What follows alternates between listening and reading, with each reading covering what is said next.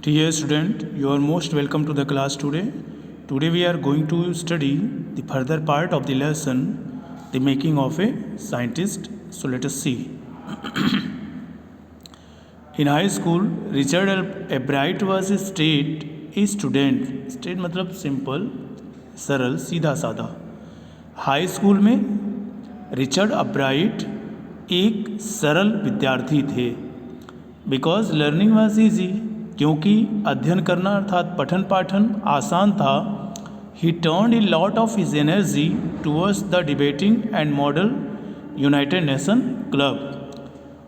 So he turned a lot of energy, इसलिए उन्होंने अपनी अधिकांश ऊर्जा को टूवर्ड्स द डिबेटिंग, वाद विवाद करने, and modern United nation club और मॉडर्न यूनाइटेड नेशंस क्लब की ओर लगाया.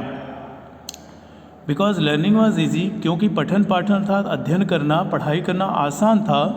ही turn a lot of his energy towards the debating and modern United Nations club, इसलिए उन्होंने अपनी अधिकांश ऊर्जा वाद विवाद करने में और मॉडल यूनाइटेड नेशंस क्लब की ओर लगाया.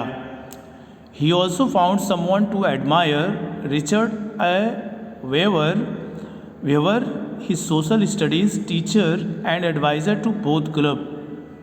He also found, उन्होंने पाया someone to admire, प्रशंसक के रूप में Richard वेहरर.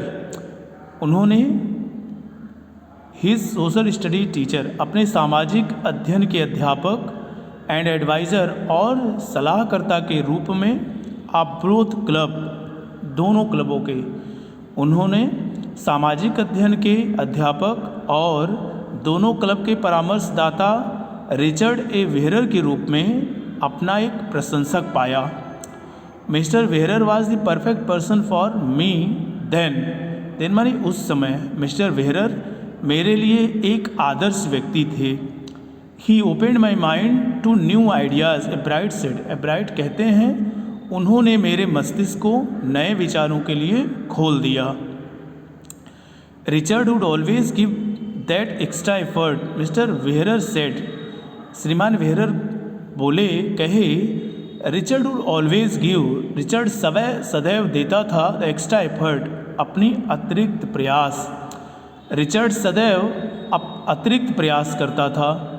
Watt please me was, जिस चीज़ें मुझे प्रसन्न किया वह थी, this person who put in 3 or 4 hours at night doing debates, कि यह व्यक्ति research besides doing all his research with butterflies and his other interest.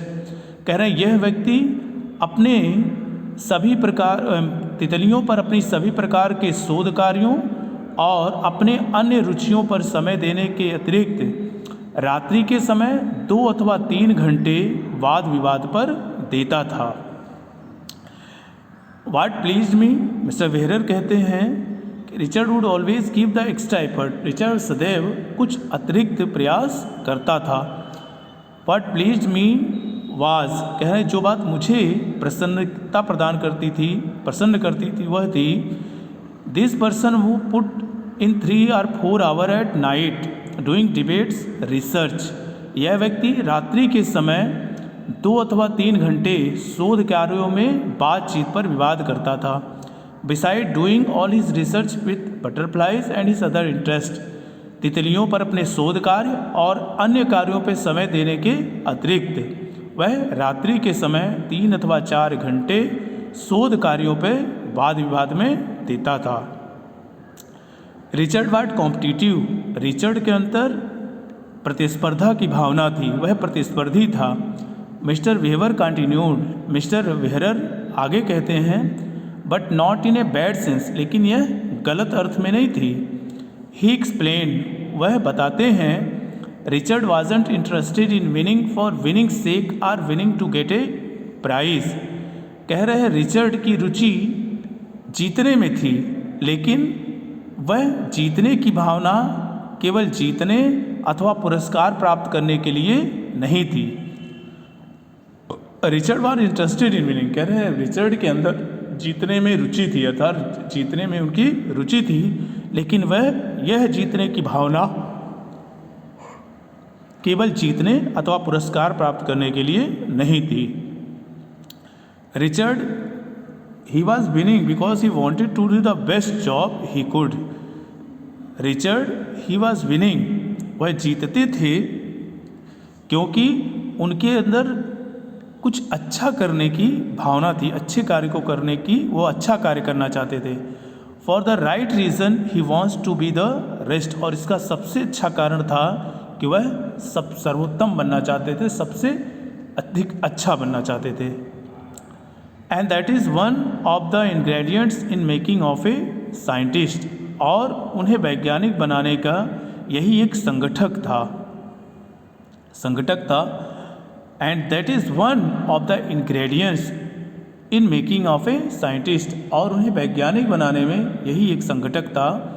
Start with A first rate mind, विलक्षण प्रतिभा के साथ साथ, एंड ए क्यूरियोसिटी, और जिज्ञासा की भावना के साथ साथ, and mix the will to win for right reason, और सही अर्थों में सही कार्यों के लिए जीतने की उनकी जो भावना मिश्रित थी। Ebright has these qualities, Ebright के अंदर ये सारे गुण थे। From the time the book the travel of monarch X, the travel of monarch X नामक पुस्तक ने open the world of science to him, उनके लिए वैज्ञानिक जगत के द्वार खोल दिए।